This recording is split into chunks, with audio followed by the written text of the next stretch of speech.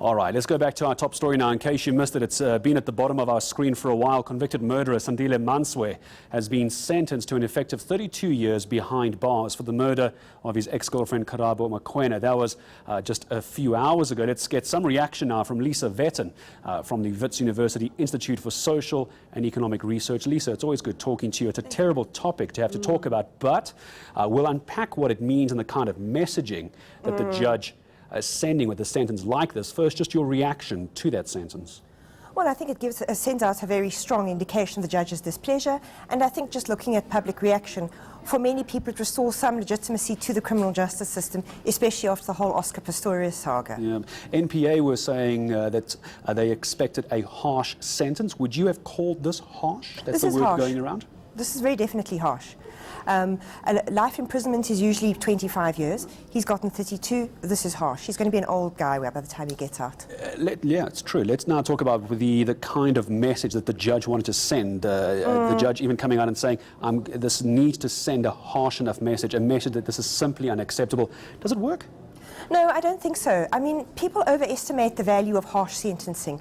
The bigger deterrent is the likelihood of being caught, and I'm afraid our conviction rates for many crimes is not great. Our conviction rate in terms of intimate femicide is about 34%.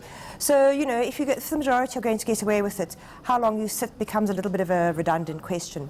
I think also the other issue is that, and Sandile Mantsoe is a very good example of this, if you don't think you did anything wrong, why, when you see a harsh sentence, do you think it's going to apply to you? Because you're not doing anything wrong and you're never going to be getting into trouble. So you can see that in Sandile Mantsoe. I never killed her. All I did wrong was to burn her and to not commit to her when she asked me to.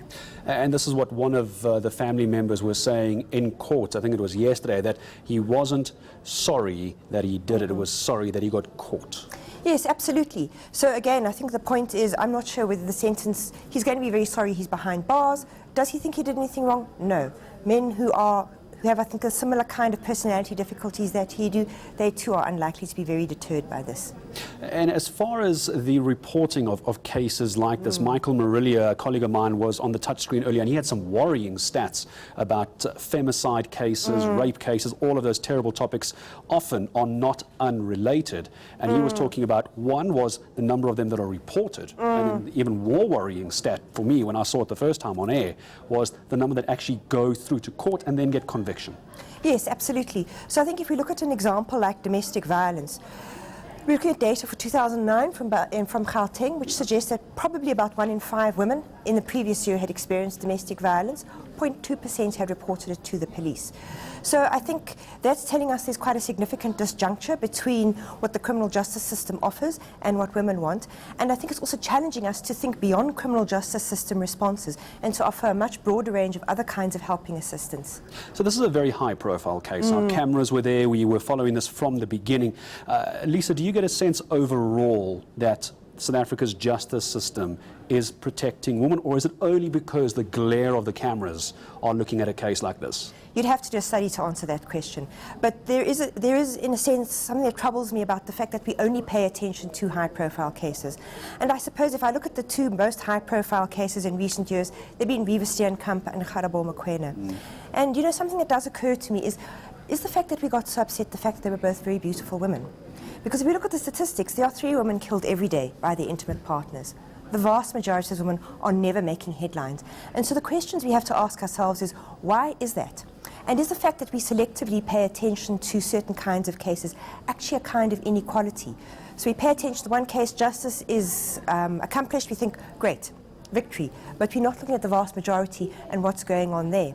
And I think there's a deeper problem in that, you know, with changes in media houses, many of the press have had to pull away their court reporters, which used to give us a much broader spectrum and insight into what was going on in court. Now we don't have that kind of eye anymore. So we're seeing even fewer cases, which I don't think give us a very broad and nuanced sense of the full range of what's actually going on in the justice system. And that on its own is a problem when you are then not having the kind of in-depth reporting that you may see in other cases when it comes to issues of femicide and rape cases. Lisa, final question to you then. Is that a failure on its own, even before we get to the courts? It becomes a social media, not a social media, but a social and a media issue.